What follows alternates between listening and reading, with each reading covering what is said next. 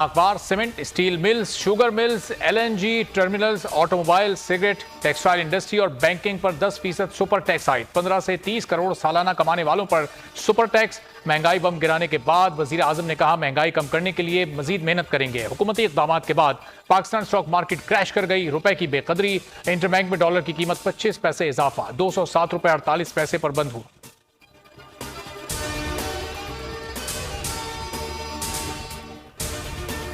अमीरों के लिए टैक्स, गरीबों के लिए महंगाई। मिफ्ता इस्माइल ने आवाम को लॉलीपॉप दे दिया। टैक्सेस की भरमार करके ताजिरों को हलकान कर दिया। टैक्स का हदफ 7,004 अरब से बढ़ाकर 7,400 अरब रुपए कर दिया। कौमी असम्बली में वजीर खजाना बोले छोटे ताजिरों से फिक्स टैक्स वसूल किया जाएगा। रेस्टोरेंट्स और रियल एस्टेट्स पर भी फिक्स टैक्स।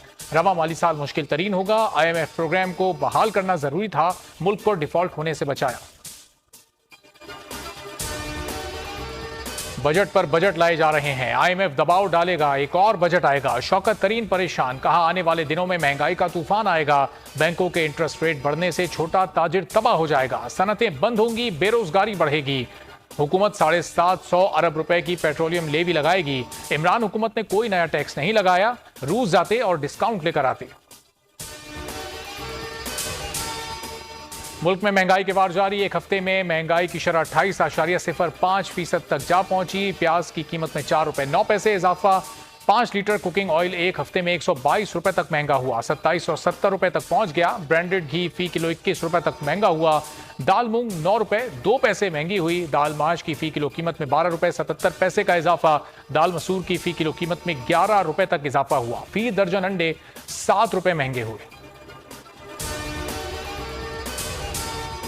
इमरान खान का अदालतों पर एतमाद। लॉन्ग मार्च के दौरान तोड़फोड़ के इल्जामात। जमानत के लिए सेशन अदालत पहुंच गए। चेयरमैन PTI की 10 मुकदमात में 6 जुलाई तक दरखास्त जमानत मंजूर। इस्लामाबाद कचहरी की आमद पर सख्त सिक्योरिटी इंतजामात। अदालत ने पुलिस को रिकॉर्ड समेत आइंदा समात पर तलब कर दिया।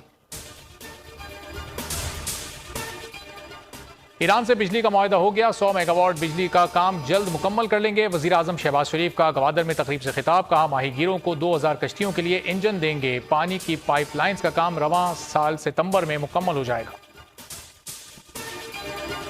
कराची में कोरोना केसेस के मुस्बत केसेस में शरह 10% से जायद हो गई। मास्क पहनना और समाजी फासले को लाजमी करार दिया जाए। DG हेल्थ का कमिश्नर को खत लिखा। इंडोर तकरीबात को 300, आउटडोर को 400 लोगों तक महदूद किया जाए। शॉपिंग मॉल, जिम्स, मज़ारात में दाखिले के लिए वैक्सीनेशन कार्ड चेक किया जाए।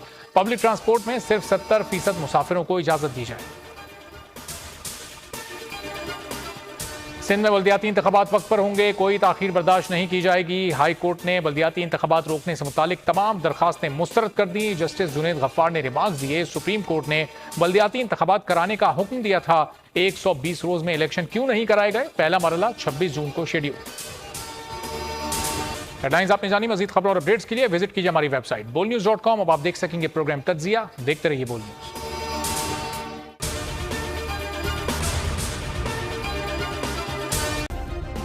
सब्सक्राइब करें और बेल दबाएं ताकि कोई खबर रह न जाए।